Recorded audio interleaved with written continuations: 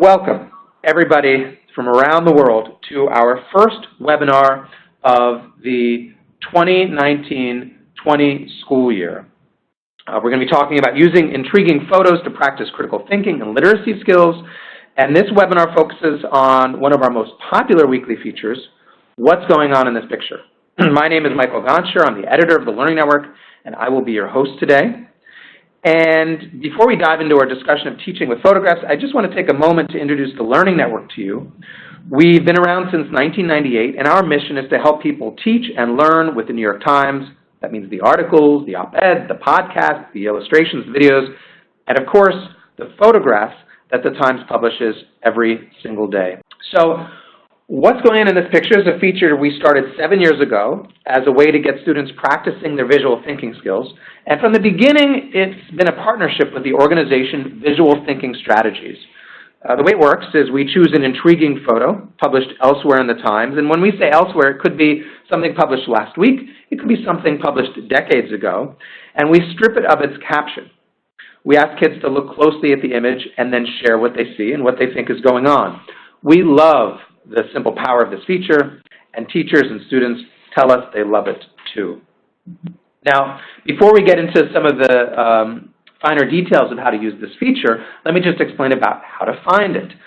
On Mondays, we feature it on our homepage at the Learning Network, but on other days, you can always find it by pressing the Multimedia tab on the homepage. And there we house what's going in this picture along with a couple of other features that use Times Multimedia.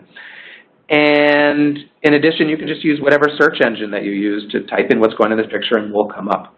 We have an archive of images that we've been collecting now for 7 years. So it's really probably over 250 images. And we've really gone out of our way to try to find intriguing images that we think work well for this activity with students. So we encourage you to look through our archive. There are tons of images there, and we think you'll find them to be a great resource for teaching. Here's how the schedule works. So every Sunday night during the school year, we publish a new image that we picked from the Times, and we open it up for student commenting on the Learning Network. Mondays, Eastern Time, 9 a.m. to 2 p.m., we have live moderation with Visual Thinking Strategies moderators who help push students to think more deeply, who help them craft, figure out what evidence they want to use to support their inferences and interpretations, and to generally encourage the conversation. And finally then, toward the end of the week on Thursday afternoons, we publish a reveal. And teachers tell us if we ever forget to publish the reveal, they let us know because kids want to know on Fridays and teachers want to know what was the backstory for the image. The feature uses 3 open-ended questions that come from VTS's Museum and Art Education Pedagogy. First, what's going on in this picture? Second, what do you see that makes you say that? And finally, what more can you find? Now, we love, it can be a little bit overwhelming, but we love moderating this feature. This past Monday, we had over 1,000 comments in one day on this one photograph.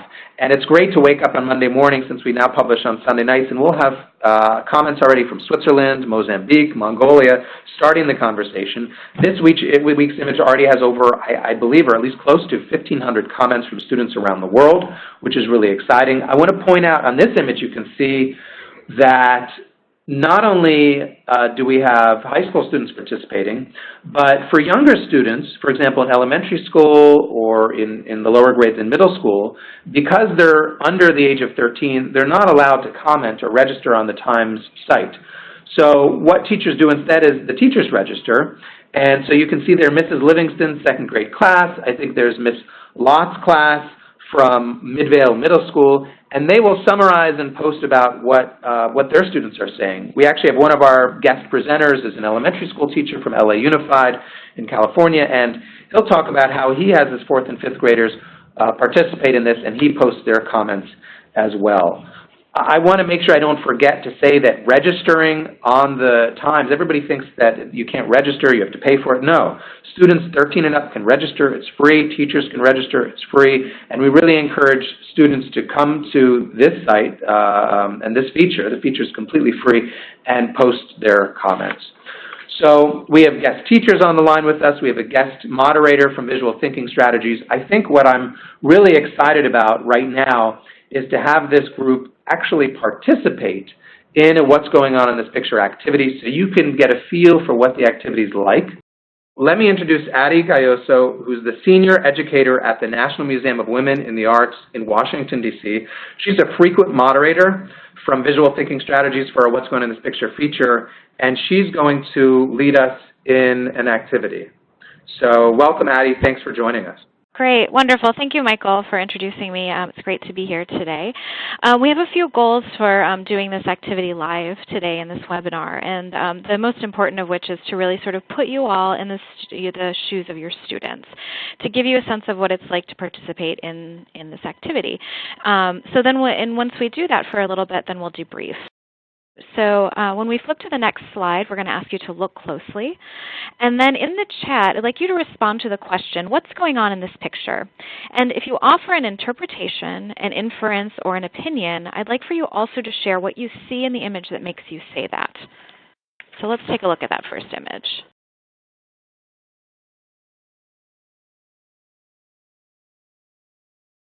So take some time to take a close look at this image, and then use your chat window to share your thoughts and your opinions about this work. Great, Krista, thank you. It looks like we already have a comment. It says that she's saying that it looks like we have a festival of some sort. I'd love to hear what you see that makes you say that. Some of us, there's a little bit of a consensus. We think that maybe this image was taken in the UK. Some people say specifically London. Okay. April's comment is an interesting one, the idea that easing the tension of the stigmas between sort of the general public and law enforcement. Someone has mentioned, Kara, thank you, that someone is jealous. One officer is sort of observing another as he's getting a hug, and maybe the second officer is jealous. The one on the right of the image is jealous because he's not part of that sort of interaction. Great. I'm hearing a lot, I'm seeing a lot, I'm reading a lot about this idea that there's a parade or a festival or some sort of celebration. And I'm really curious to hear what you all see that makes you think that it's sort of a moment of celebration or of joy. So many great comments. Thank you. I'm trying to sort of scan through all of them. Okay, someone mentioned, someone sort of puzzling, Amber actually is sort of puzzling over the age of the image. We're wondering a little bit about perhaps how old it is. Maybe it's a few years old, given that it's maybe taken from a single shot camera, she mentioned. So thinking a little bit more about sort of the timing of this image, when it was shot, when it was taken. Rhonda, great. You mentioned her clothing and her facial expressions. Can you talk a little bit more about what you're mentioning regarding the clothing and her facial expression? Dawn is pointing out that one of the officer being hugged is actually holding a map, and perhaps he's helping with directions or crowd control. Someone else is noticing sort of the gaze of the folks in the image. Maybe they're all looking in one direction. We see people in the background sort of all looking in the same general direction as the officer on the right, who's sort of peering back at this engagement or interaction between the woman hugging the police officer. Great. Thinking about the season or time of year, given the apparel that the woman is wearing.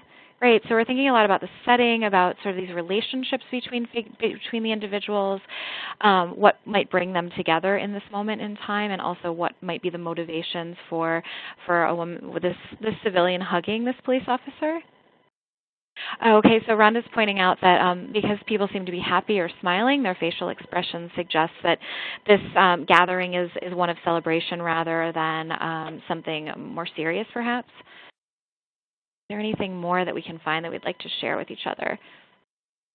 Yeah, we're sort of taken by, even though the figures in the background are really sort of they're very blurred, they're not the focus of this image, we're sort of taken by sort of what's drawing their attention off to the left side of the composition.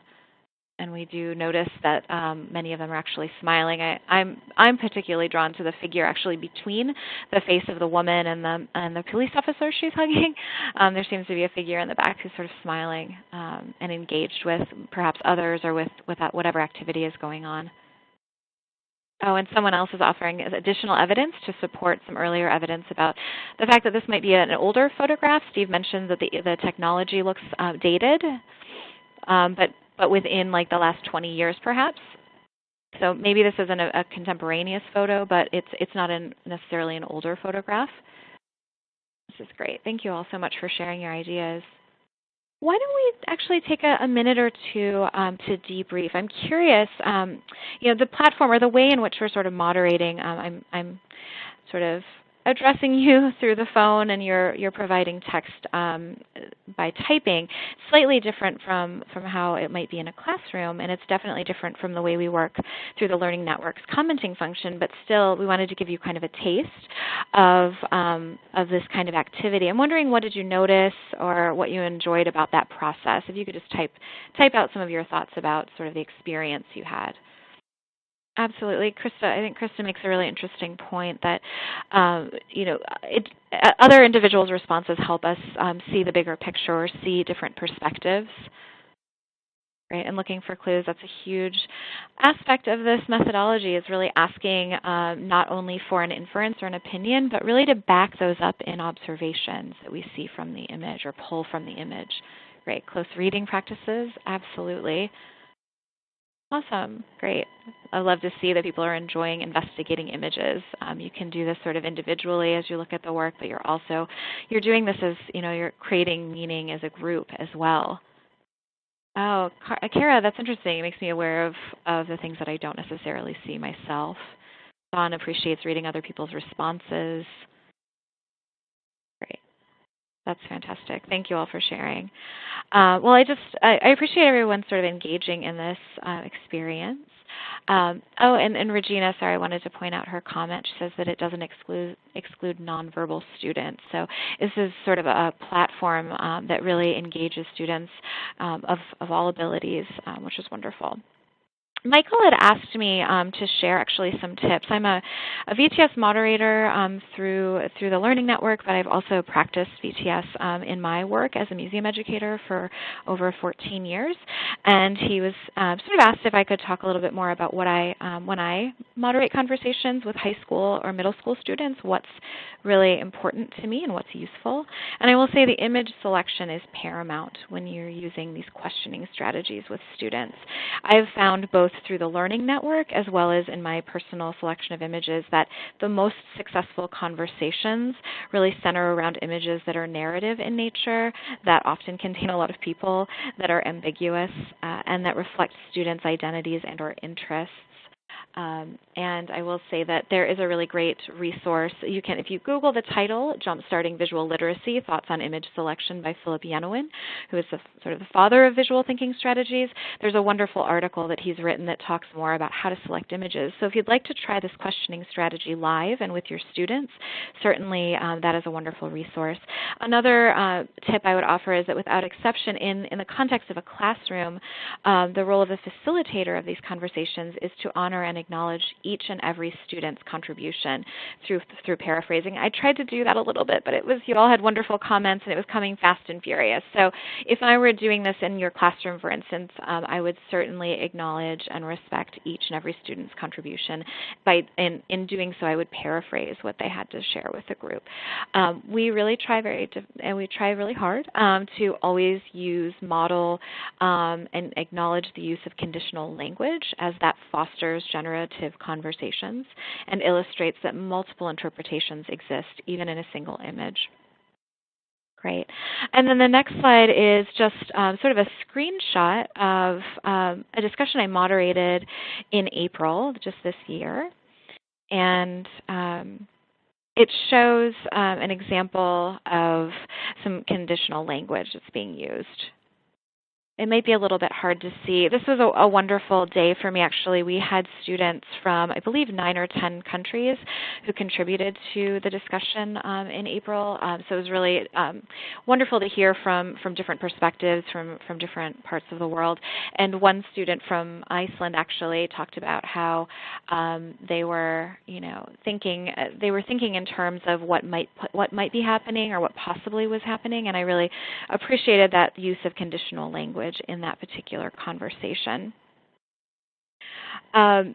The other things that I would say to keep in mind if you're going to be using visual thinking strategies techniques in your classroom is that really practicing it regularly is important, making it sort of a part of your classroom culture. And the wonderful thing about this functionality on the New York Times website is you can make it a part of your every week experience. Every Monday you can turn to the Learning Network and have a conversation with your students about a really riveting image to get them to talk and write about it. Visual thinking strategies is proven by research that it builds critical thinking and communication capacities when it is frequently and consistently used. So definitely practicing it regularly with your students is a wonderful way of building their capacities for looking, for interpreting, and for providing evidence, as well as for listening closely and respectfully and for articulating their ideas using their words. When time doesn't allow for full-fledged VTS conversations, I encourage teachers to ask their students to respond to the questions in writing. That might be a quick write at the start of a lesson or sort of a way of concluding a lesson, maybe through an exit slip, but even just asking them to respond to an image through the written questions is a great way of engaging with this questioning strategy. And it prepares them for their experience on the New York Times website. And then, of course, I always encourage teachers to experiment with the topic and focus of your VTS conversations. You don't necessarily only need to use photojournalist images or artworks. You can use science specimens or objects of material culture or graphs or maps to really surface students' observations, hypotheses, and questions. So I think that the only other thing that I did sort of want to point out is that the online version of this, the moderating version of this, has been really wonderful for students in a lot of ways. I think that it allows for students to really extend their vocabulary. When I moderate, I often help to define terms that students have introduced that maybe not all students would know. And I offer a variety of higher level synonyms as well. As I mentioned earlier, we really try to acknowledge and model conditional language. We also encourage contributors to really respond to each other by asking clarifying questions through replies, by offering alternative ideas, or even agreeing with a comment by building on their case. And then we encourage contributors to extend the conversations within their classrooms. So when we have teachers who are sharing their students' ideas, sometimes we'll get a laundry list of wonderful ideas, and we as moderators turn back and say, now let's go back to your classroom and really try to find evidence for all of those interpretations. Then take a vote.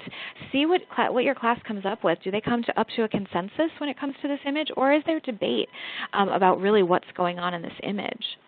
And those are just a few things that I found that have really surfaced over my time as a moderator.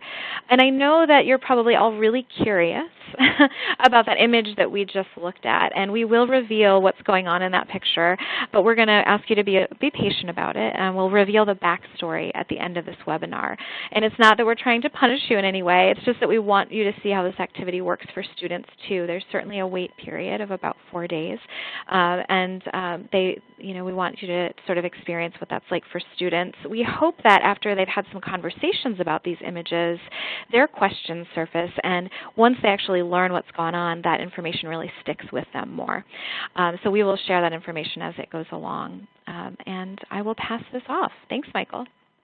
All right, thank you so much, Addie. And part of that waiting is also about that this activity is not so much about finding the right answer. It's not like a math problem where 2 + 2 = 4. We really want kids to look closely, and that's really what this activity is about. So I'm super excited. We have 2 teacher guests with us Krista Forrester from the Kincaid School in Houston, and David Frank, who's an elementary school teacher in LA Unified. I think Krista has believe it or not, a fire drill scheduled in her school a little bit later. So she's going to be going first to share with you what she does with her students, and then David's going to follow. So thank you both for being here. Krista. Hi, good afternoon, everyone. I am so glad to be here with you.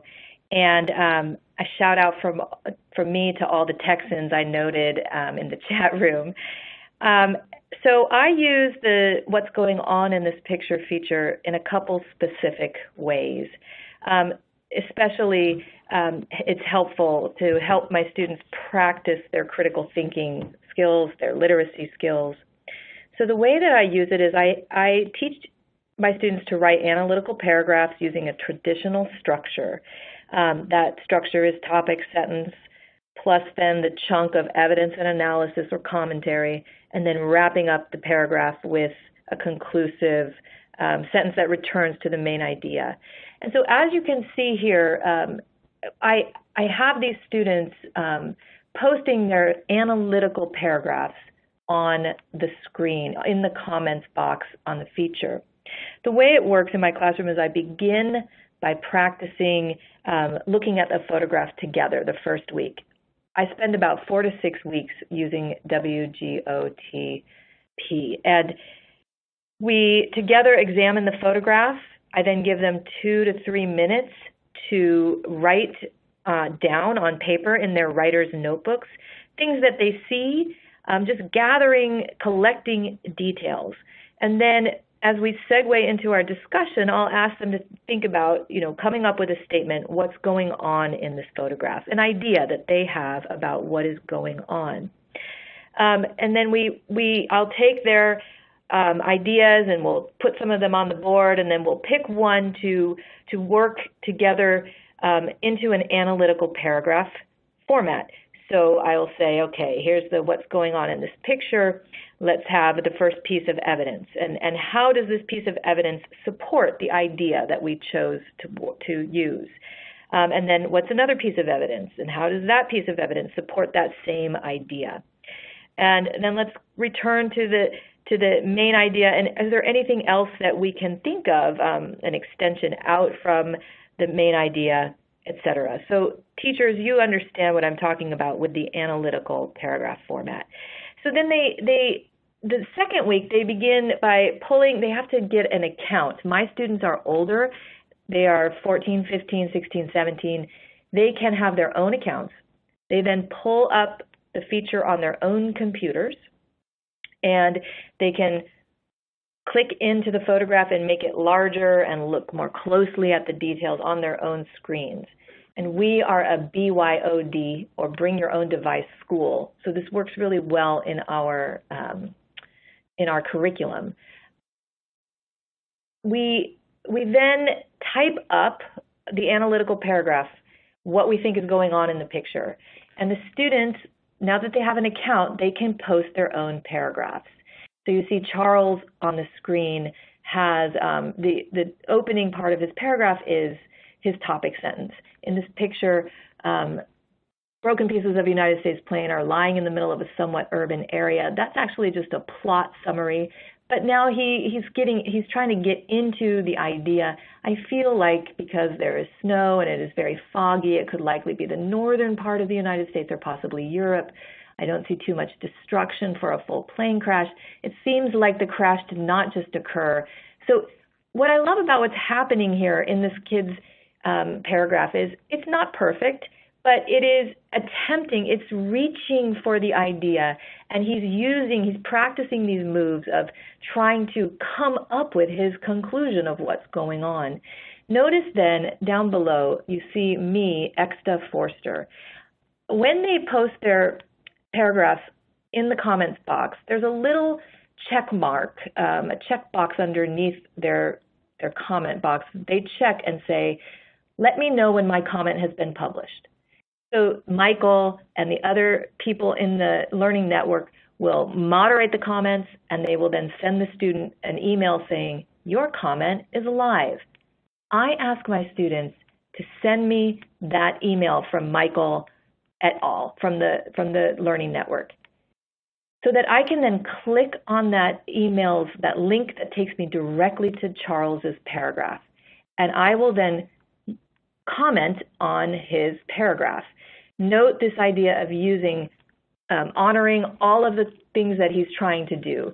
I say, nice analytical format, Charles. I agree that the juxtaposition of the charred airplane and the intact building seems surprising. So surprising was an interesting idea. I also appreciate how you cite the specific gestures of the people as if they are, quote, trying to gain knowledge of what happened to this plane.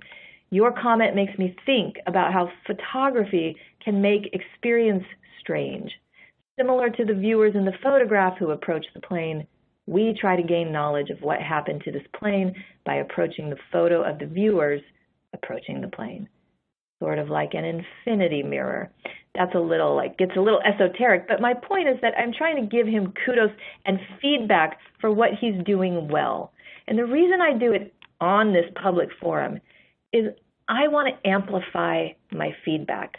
I want my feedback to get to the student. And sometimes I know that they will take the feedback that I give them, look at it, and hardly even see it.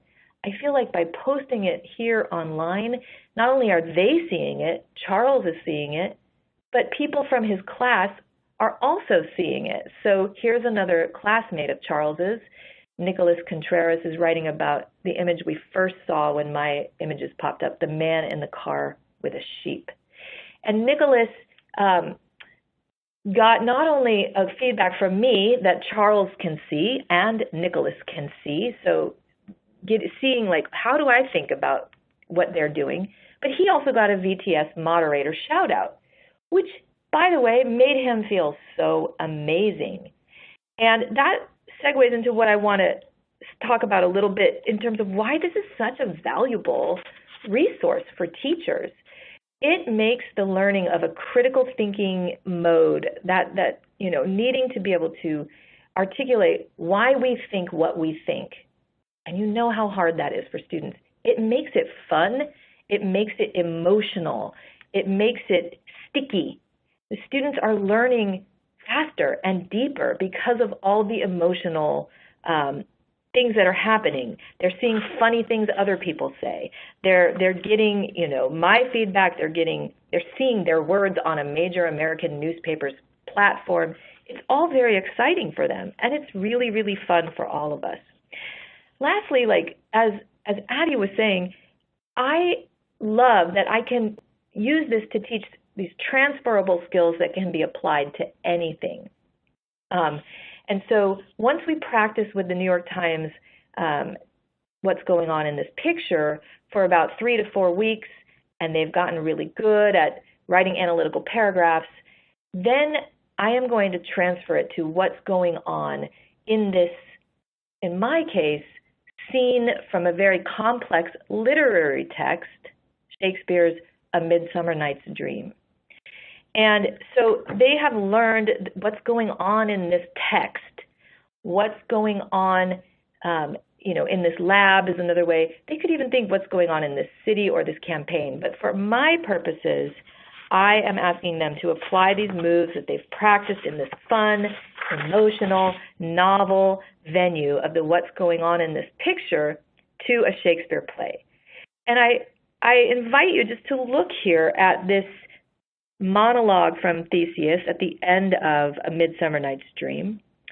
And note that they're versed now in these analytical moves, and they've persevered through difficulty, and there's something fun about waiting for the answer, and they begin to grasp that they don't have to know right away what something means or what the idea is, that there is a process of drawing a conclusion out from a text, and that drawing out has a variety of different ways it could go. So it takes time to come up with ideas, and it takes time to develop them into clear, valid ideas. But I think you could just look at this Shakespeare monologue and say, well, what is going on? What is he talking about? He's talking about lovers and madmen and poets they're all in the same speech. They must have something in common. Well, what do you see that makes you say that? Well, they are of imagination, all compact, meaning like smooshed together.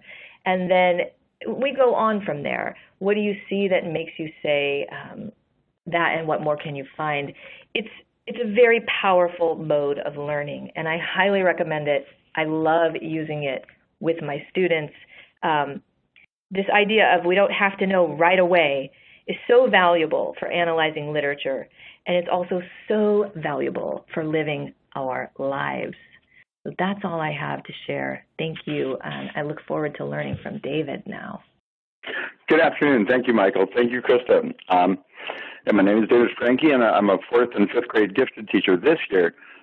In the past, I've been an English language learner teacher of 4th graders and also of gifted kids and everyone in between. There is nothing that VTS can't do. I like to say that it's such a versatile tool, so simple and yet so powerful. Our routine is a little different than Krista's. We have the disadvantage of not being able to participate individually on the forum because we are less than 13 years old. So every Monday morning we get together like this as a group and take a minute to look at the image, and then we conduct a discussion with a VTS moderator, myself, and I would be standing in front of the image and pointing as I paraphrase. The advantage of using a laptop and a projector not only makes the image much larger, which I was possibly Catherine who asked that earlier, how do we get it to a big size? So a projector is a very useful tool. But pointing as you paraphrase is very important as well to sort of locate the images that are being referred to, or the parts of the image that is being referred to. It's about a 10 to 15 minute discussion, maybe more, depending on how lively it gets, and if we are remaining sort of focused. One or two people will take a narrative to a silly place, and I tend not to stop them. I really don't want to be judgmental or lose my neutrality at all, and I think that the inspiration that one gets from imagination is not a bad thing. But as we go through this process and try to get as much meaning as possible out of the image, I'm taking mental notes, because when we're done with this, I will then synthesize all of their comments and the flow of our discussion into a few paragraphs that basically cover the entire discussion of the morning. Obviously, I'll leave some things out sometimes, and kids are upset. Hey, you didn't include my comment, and we can't include them all. But it's good practice for paraphrasing to write up the whole group's conversation in a quick summary. And I'll do it out loud as I type it and think out loud, so that my students have a model to base their own journal entries on. And then from the rug, we'll go to, this year, we used to go to a paper journal, but this year we have one-to-one Chromebooks finally in our classrooms. So every child has the ability to go to their Google Classroom page, open up a doc. I've had them make a doc that's entitled WGOITP Journal, and they quietly or not, as they discuss, they write up their personal interpretation of the image. And they use, we have the questions posted in a large poster on the wall so that no one ever forgets them. And once they've written up their journal entry, of course, they can share it with other students because it's in Google Classroom, and we get the interaction there. That's where I can give them individual feedback as well, and they can get their feedback from their peers and engage in a further discussion. It's something that my students are fairly well trained in part, and I'm going to back up here a little bit to where VTS began for my class and for our schools in Los Angeles. We first heard about it from a CAS, a Contemporary Art Star program at the Museum of Contemporary Art, which provides VTS training as a way to discuss art.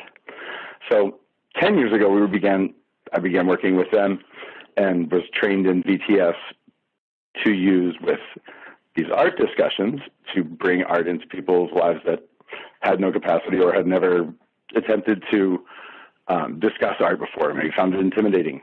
And using these 3 questions, we learned how to address just about any image, any event, any experiment, any text, in a way that really mirrors and walks into the Common Core.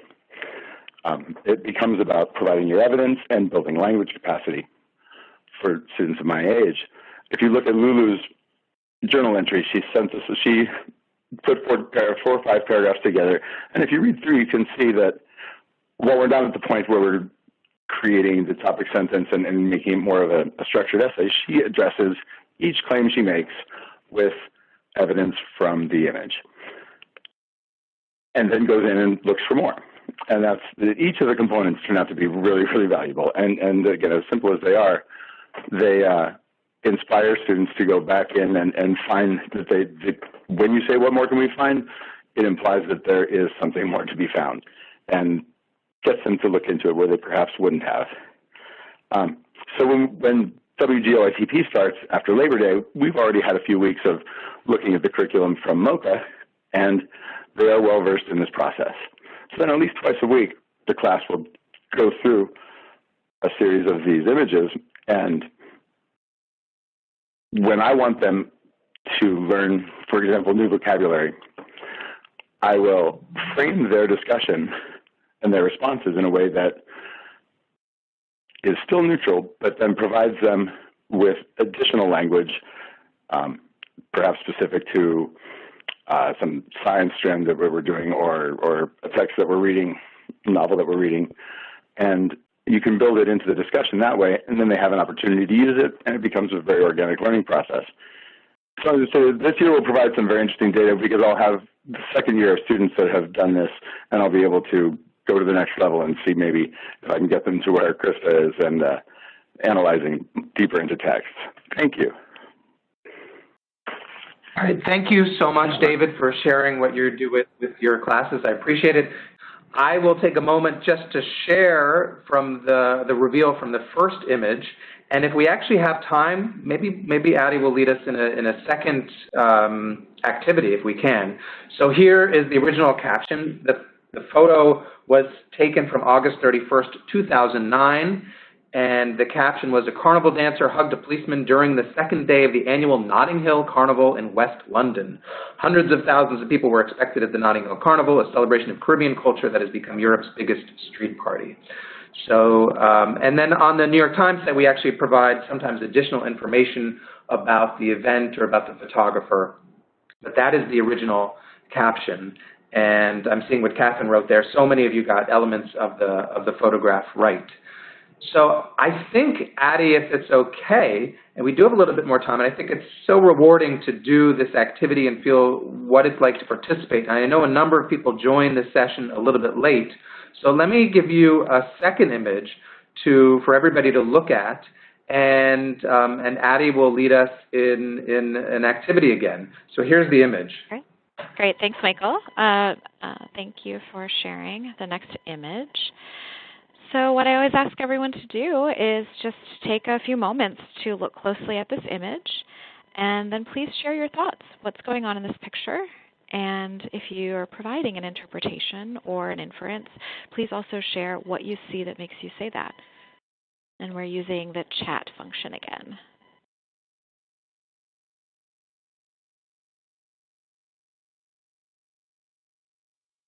Okay, some of us are thinking it's possibly a bus stop or some stop for public transportation, maybe.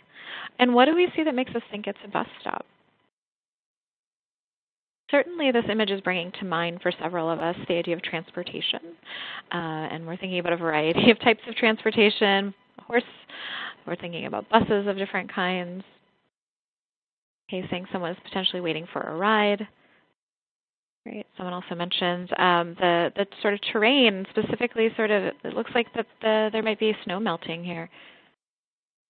Okay, and Williams offered a sort of a detailed thought that possibly this is an image in Mongolia due to the clothing and also sort of the topography in the background.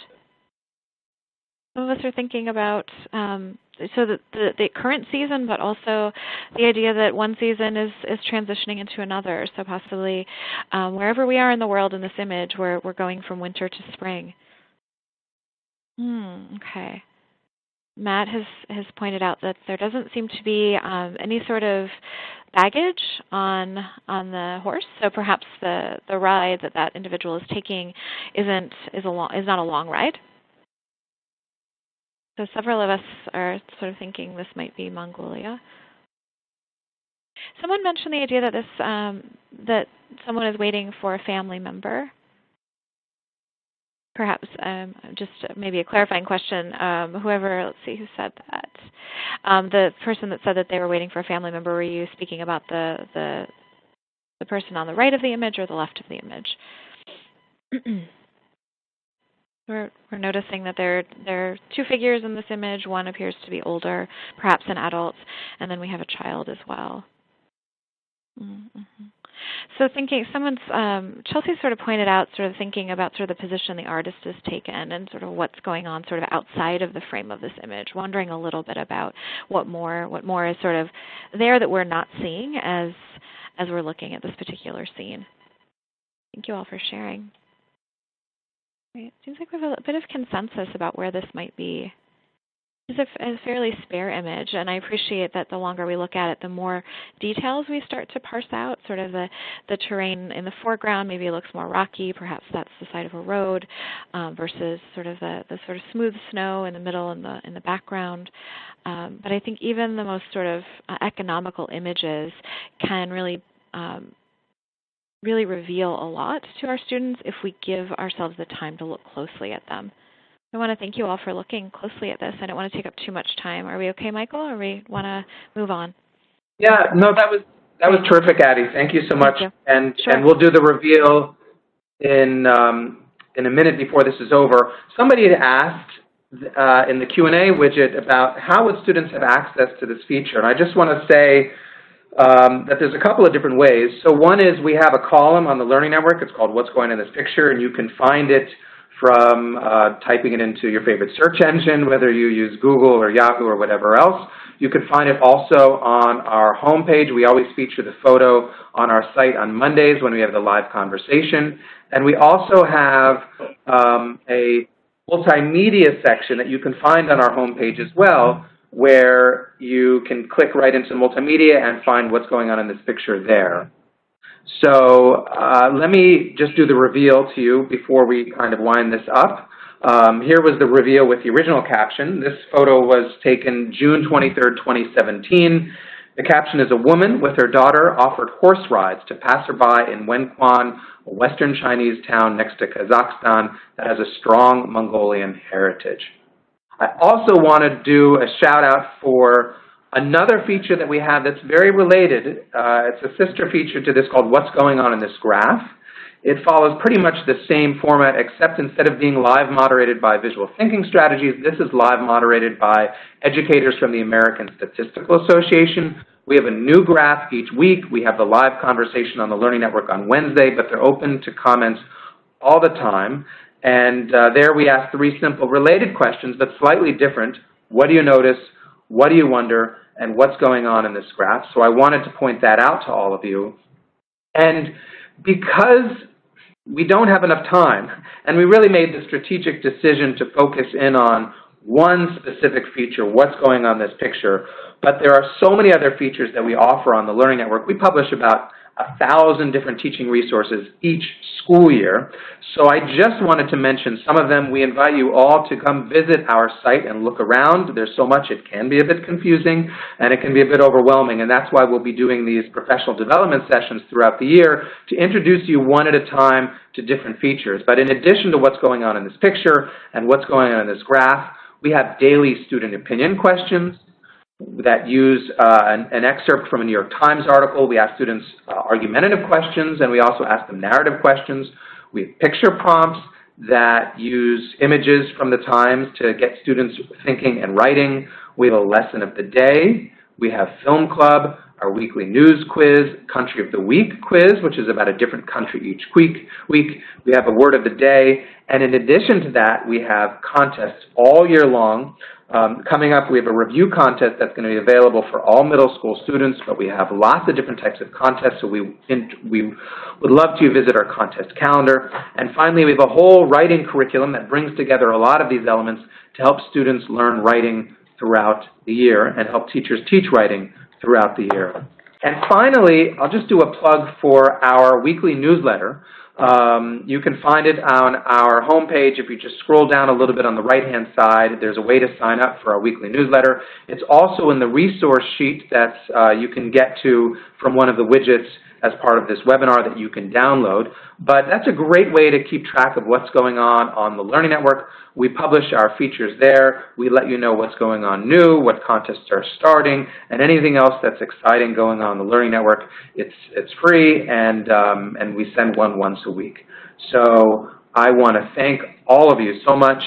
And with that said, I think we're going to conclude this webinar. It's been a pleasure. Thank you all.